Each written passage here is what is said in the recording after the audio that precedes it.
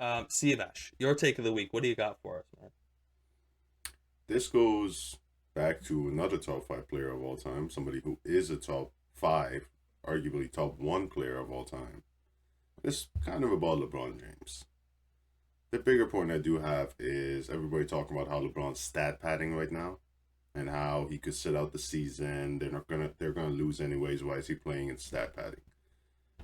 I think we gotta take a seat back and talk about what stat padding really means. Going into a game and scoring 40 points and trying to make your team win, I don't know if that's stat padding. Yeah, that's not. I'm not sure. Like LeBron, like an example I think back to is Kobe in 2013. The only year Dwight Howard was there when he busted his ass to make the eight seed, and he got injured in the last game of the season, and they went on to lose to the Spurs that season. Was Kobe stat padding by playing those games and trying to win and get to the playoffs? No. I think stat padding, the prime example of stat padding, is another teammate of LeBron James, is Russell Westbrook. Yeah. Westbrook would be, stat padding would be, hey, the best play would be center gets the ball and throws it down on the other side of the court if there's like 2 seconds left, which is exactly what OKC did a few years ago with Dennis Schroeder against Timberwolves. What Russell Westbrook would do, no, you know what? I got to get the rebound because I'm close to that. Triple double. Let me just get that, Yeah, and then I'm that's going to throw right. the pass. And then jack up a shot. Yeah. That's stat padding. LeBron James playing, and another thing, LeBron is towards the end of his career. You want the man to sit down while he's playing well, while he's warmed up already. You want him to just take a chill pill.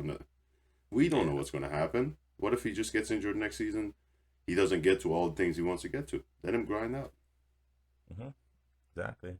Man's doing his very best to keep that team, not only that team, that like shipwreck afloat, man. They're Like, done. They're done, bro. Like they're so bad. like I was watching the game Friday night when I was up there, and it's just like, man, even looking at Westbrook, like I'm talking with Jeff, I was like, it's like Westbrook has literally two moves, like two moves. That's it. Just grabs the ball, turns on the Jets, and boom, drives down the center, or like just tries to jack up a shot. And he has like you said, like see, the guy's definitely stat padding because it's like there were plenty of possessions where it's like, man, just have a tiny, tiny, tiny, tiny bit of court vision and just see you have some open players, but you have two people double teaming you, but you're still gonna try and jack up a three. Why? Yeah. Like, There's definitely a general, unfortunately, because I talk and tweet so much about the Lakers, unfortunately I get a little trickle of Lakers Twitter on my Twitter feed, but there's just a overall general, from what I'm gathering, disappointment with the fan yeah, base of the team, like just in terms of their effort, their lack of care.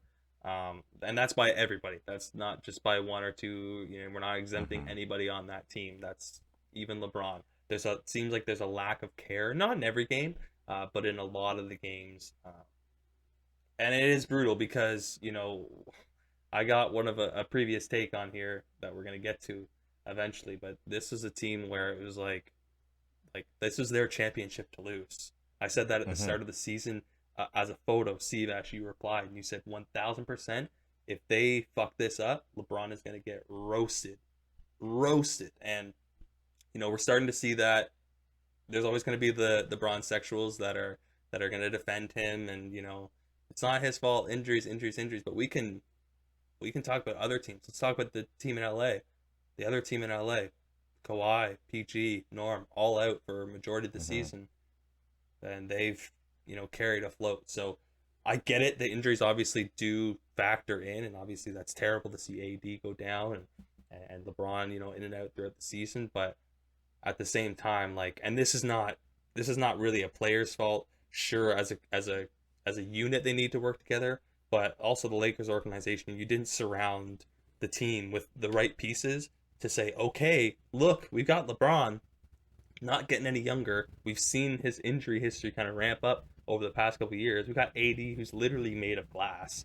Like, you know what I mean? Like, we Yeah, need to surround them with a team that can actually carry them and help them out. Not carry them, but help them out. And I think that goes to the bigger point of what you just said about the Clippers. They have a team. The Lakers have three guys who are earning over 40 million a year. The rest of the team is mid-level players and minimum mm-hmm. players. It's not a team. You take away LeBron, you saw what Russell Westbrook and AD were doing. It's not a well-rounded team. You cannot have a team, and I'm gonna get to this point a little later, a little foreshadowing. I'm gonna bring up the Lakers at some point during the award talk, but the team is just not well rounded. And sure, you can blame one player, but at the end of the day, we just gotta take a Yeah. look at everything. That's Lakers culture, though. That's always been Lakers culture. It's the Lake Show. It's, it's sexy, it's flashy.